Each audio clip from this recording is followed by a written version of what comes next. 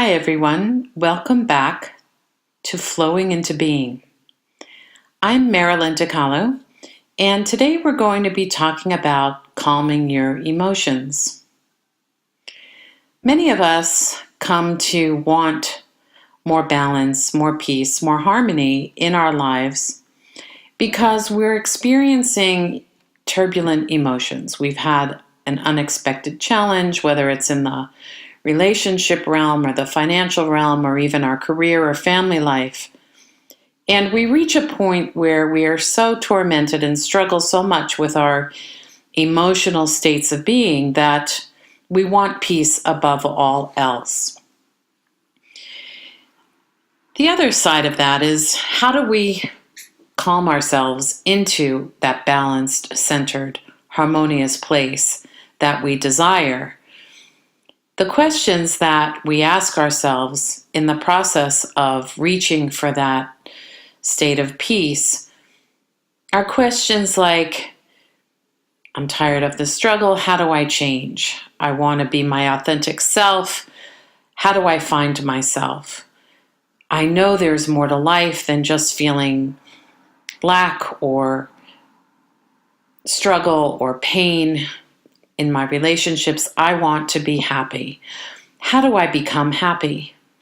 So all of these questions are actually the impetus for then wanting to reach that emotional state of calm. One powerful thing that I've learned to do when I'm feeling turbulence in a relationship, and usually our close relationships, our intimate relationships are our best teachers, is I ask, am I blaming someone for the way that I feel? What triggered this feeling of either anger or lack of worth or abandonment or fear? Is it something that someone else did? Or am I reacting to what I perceive to be what they think of me? Am I reacting to someone else's judgment of who I am? Or am I really acting to a situation I experienced where I believed someone else was able to take my power away, take my self-worth away through their judgment of me? Now, this is a really important perspective, because when we can take responsibility for our feelings and understand that we do have the power to choose the way we respond in a relationship or to a colleague at work or a family member, we can actually start to see that we don't need to keep repeating the same old patterns of behavior in these relationships.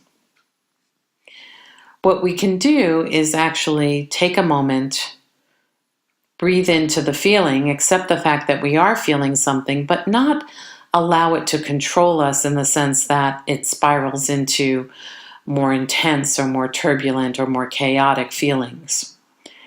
We can actually catch ourselves moving into this place that we have experienced time and time again, and notice that it may be coming from a reaction to a previous relationship or a previous experience or someone said to us even when we were a child that we just keep reliving, and have compassion for ourselves.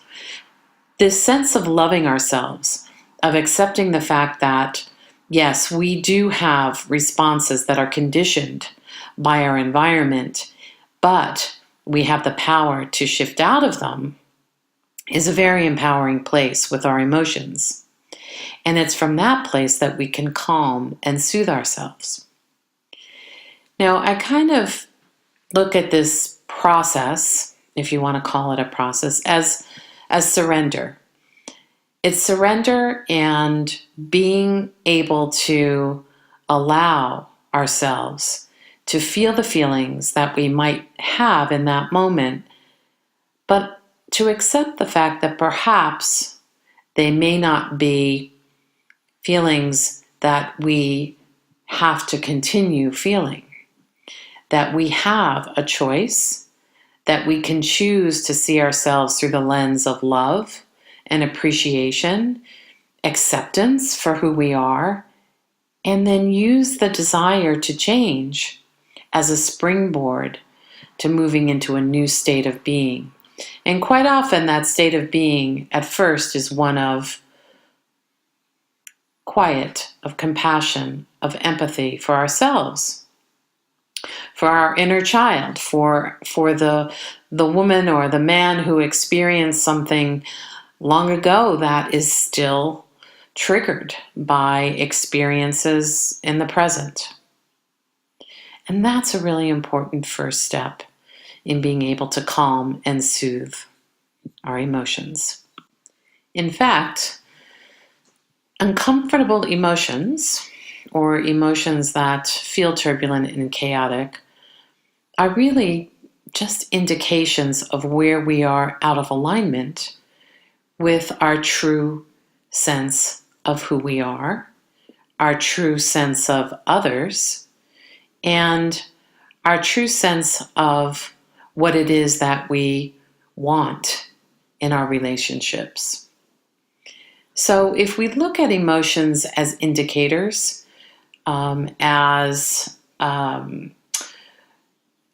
reinforced by thinking, we can understand that we have the power to change those emotions, to calm and center ourselves, to come into harmony by actually surrendering the thoughts that we're thinking that may be negative about someone else or ourselves, to just allow them to sort of dissolve in that moment, and then accept the fact that what we truly want is for a more joyful feeling.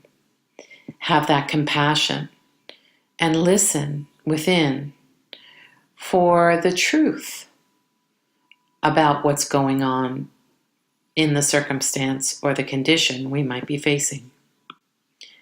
The reason why it's important for us to find this harmonious state within ourselves with our emotions is because as we grow and we become more responsible for our emotions, we understand that they affect others around us. That truly, when we are in an emotional state, because of the human ability to feel and to have empathy for one another, we are affecting the equilibrium, the harmony, the balance of the environment around us, whether that's in our family life, with our children, or with our parents or siblings or spouse or significant other, or whether it's in the workplace. So when we can bring ourselves back into harmony, we're able to contribute more positively, emotionally, to those around us. Another reason why it's important to examine our emotions is for personal growth. We will learn out of almost every moment, every circumstance in our lives if we allow ourselves to question what might be of value in the experience to us. What is there in turmoil, for instance, that teaches us, that allows us to grow in a way that now we can move forward more confidently, more clearly, with a sense of empowerment around our desires. Relationships always offer us this lens through which we can see ourselves if we're willing to take time to reflect, if we're willing to look at the emotions as they arise and hear what it is that they're trying to tell us about us being out of alignment with our true selves. Then as we shift into a more centered and balanced place, it becomes easier to do that again the next time.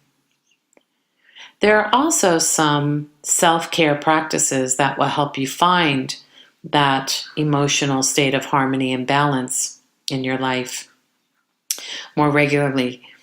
I like to meditate. I find that I'm able to wake up in the morning and get into a state of peace and calm through deep breathing and meditating. And on my website, I offer a free meditation guide. You're welcome to go there and download that if that interests you. But other things like preparing a nice meal, eating some comfort food. I mean, there's a reason why we call it comfort food. It's because it affects our psyche in a way that allows us to feel that harmony. Beautiful music, going to an art museum, relaxing in the sun. These are all ways that we can find inner balance and harmony and peace and calm our emotions.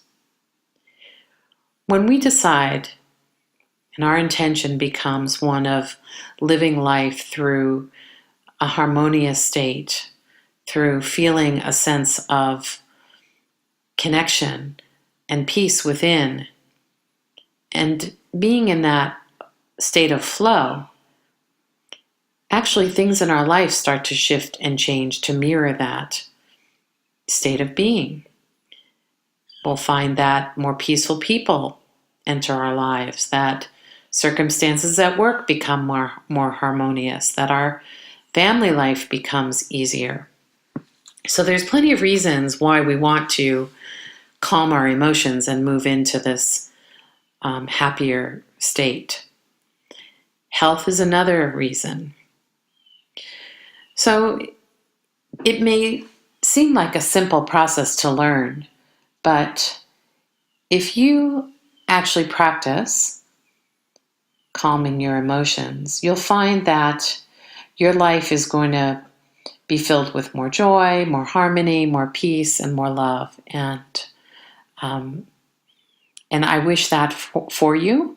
And if you would like to work with me on achieving this state through some of the techniques and tools that I've learned, please visit marilyndicalo.com and reach out to me. In the meantime, I wish you all peace, love, and happiness.